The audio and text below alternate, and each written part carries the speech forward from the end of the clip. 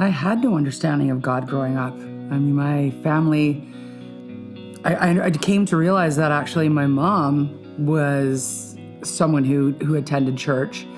And I just had the odd little exposure through my grandmother. But other than that, I didn't really have an understanding. I had no relationship. Some beautiful parts of my life growing up. I'm gonna need tissue. Yeah, you're okay.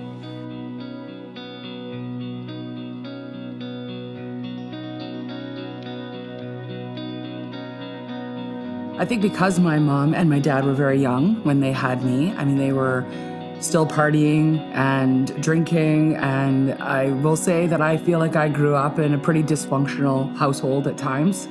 And so they had a relationship with alcohol that I think took them away from being the most amazing parents that they could be. And that sometimes meant being put in situations or scenarios that I don't think were necessarily always the most safe.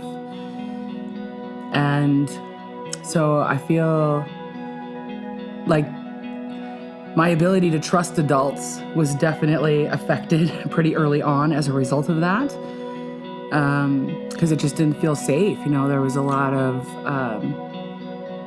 dysfunction and disruption in my household. And so on a typical Friday when most parents, or I'm going to say most, I don't know because I didn't grow up in these other homes, but in my home on the Friday afternoon, you know, party music started, the beer would come out, and it was like that until Sunday sometimes, you know, and oftentimes there was a lot of people that would sleep over at my house and people that I didn't know. And so it was a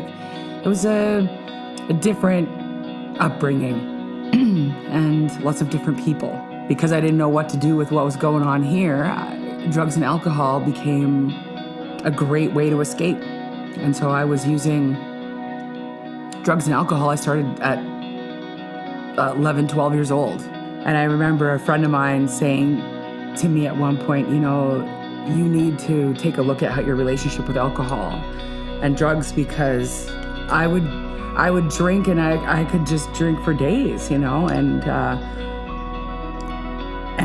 or all night long. And I didn't think that there was too much wrong with that until they had said, you know, and I was shocked actually that friends of mine at that age would say something to me. There were so many circumstances where I probably should have died. Like, so even after my separation and divorce, you know, I think I went deeper into drugs, deeper into the alcohol. I was working in the television, film, music industry.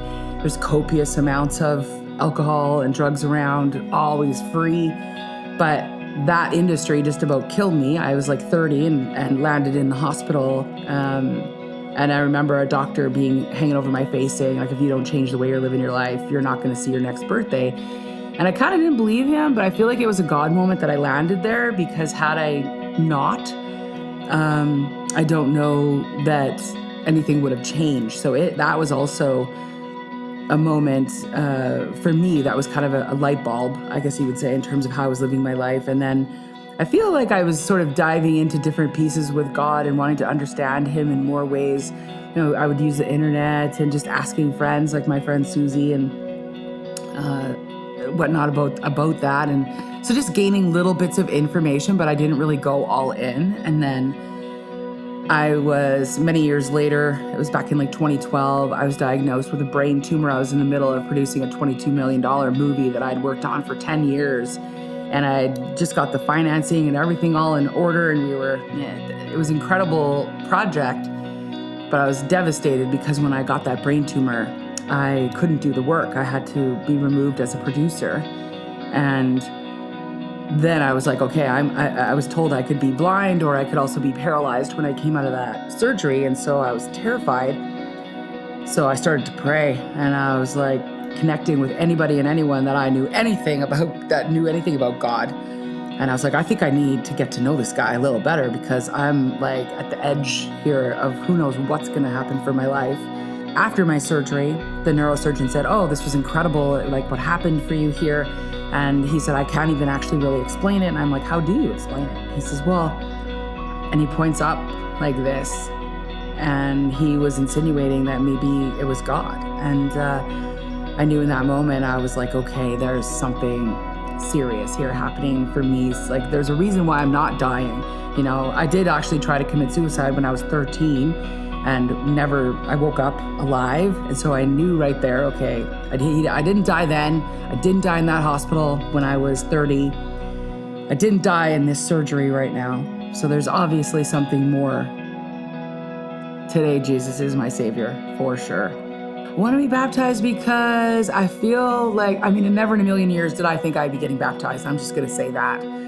I still can't even believe that I'm doing this, but I'm glad I'm choosing this as an adult and I'm making that decision consciously and intentionally.